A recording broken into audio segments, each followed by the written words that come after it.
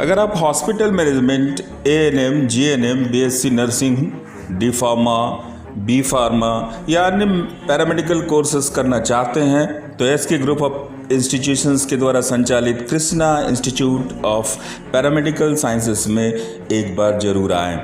इस प्रतिष्ठित संस्था में पढ़कर अब तक 6000 से अधिक स्टूडेंट सम्मान के साथ अपना कैरियर बनाए हैं और सरकारी गैर सरकारी संस्थानों में काम कर रहे हैं, अच्छी तनख्वाह पाते हैं।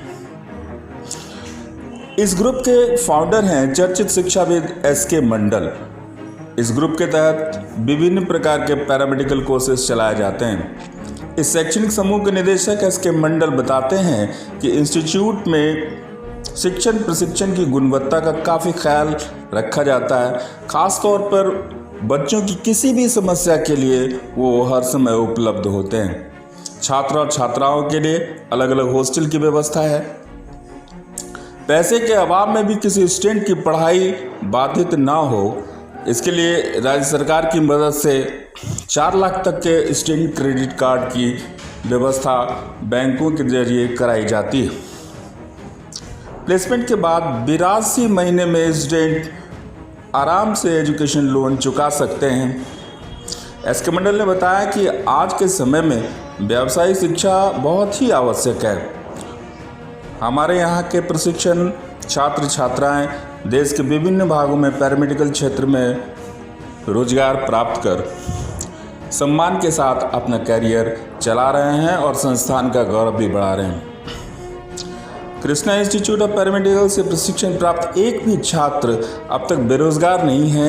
यह संस्थान के लिए बहुत ही गौरव की बात है। बिहार में राज्य सरकार के सहयोग से पैरामेडिकल संस्थानों का इंफ्रास्ट्रक्चर खड़ा हुआ है। सैकड़ों नए संस्थान खड़े हुए हैं। इसके लिए एसके मंडल प्रदेश के मुख्यमंत्री और स्वास्थ्य मंत्री के प्रति आभार व्यक्त करते हैं।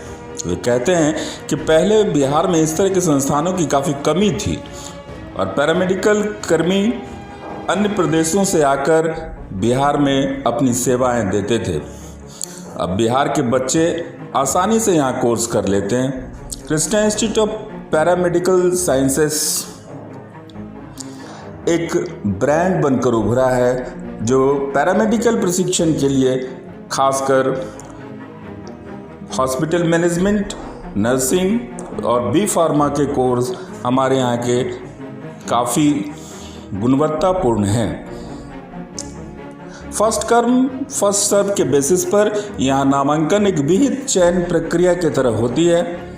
उसके तहत आपको नामांकन के लिए एक सिलेक्शन कमेटी और की तरफ से गुजरना पड़ता है। इस संबंध में संस्थान के फाउंडर एसके मंडल क्या कहते हैं, क्या पिछले 1 दशक की उनके संघर्ष की कहानी है, आइए खुद सुनते हैं एसके मंडल से। अच्छा, बिहार की गरीबी से हम लोग बहुत अच्छी तरह परिचित हैं। कृषि प्रधान हमारा स्टेट है।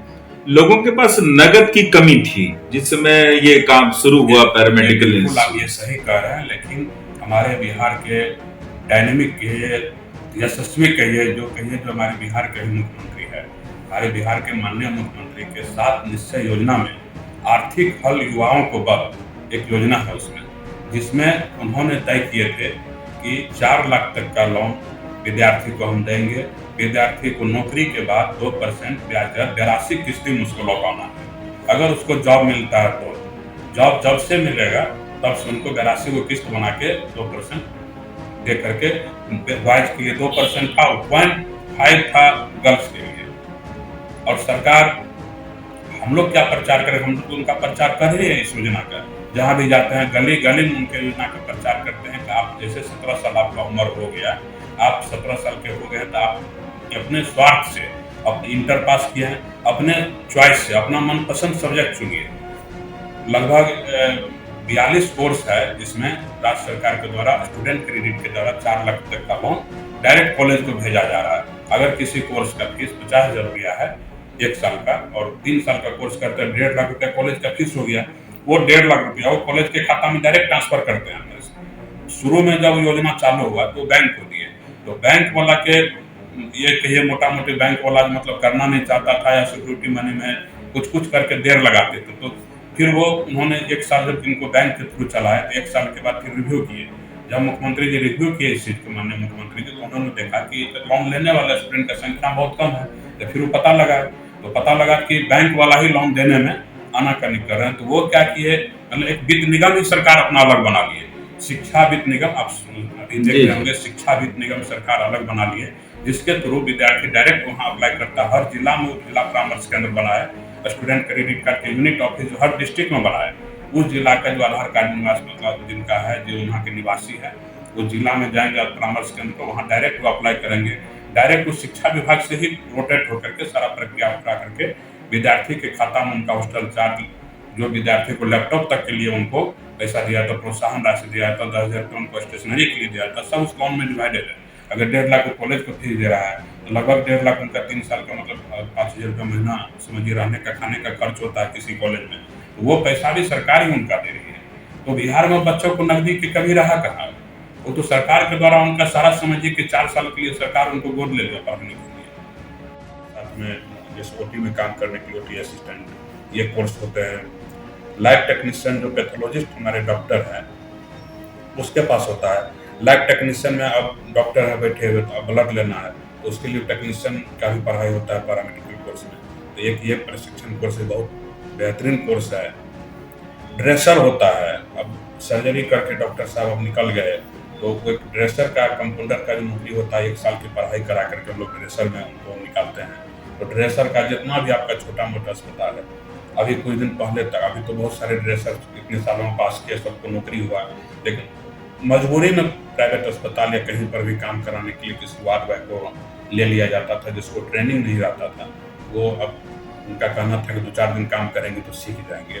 वो 2-4 दिन काम करके क्या सीखेंगे? पट्टी खोलेंगे, उसको बिटाडिन लगाएंगे, फिर उसको दूसरा पट्टी बांध देंगे, यही होगा। लेकिन हम लोग जो ड्रेसर का कोर्स करवाते हैं तो 1 साल का कोर्स होता है और हॉस्पिटल में ले जाके बजाते उसको ट्रेनिंग दिया जाता है कि आपको इस तरह से ड्रेसिंग करना है।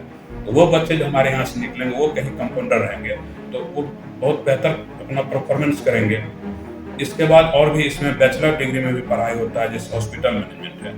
आप आज सरकार है, राज्य सरकार या भारत सरकार जितना भी अस्पताल खोल रहे हैं उसमें एक उनको मैनेजर का जरूरत होगा डॉक्टर के बाद। जैसे सदर अस्पताल है तो उसमें तो सदर अस्पताल का सुपरिटेंडेंट ऑल इन ऑल है ही, लेकिन और भी सफाई कर्मी है, उसमें कंपाउंडर है, सबको मैनेजमेंट का देखने के लिए एक मैनेजर भी उनको रखना पड़ेगा।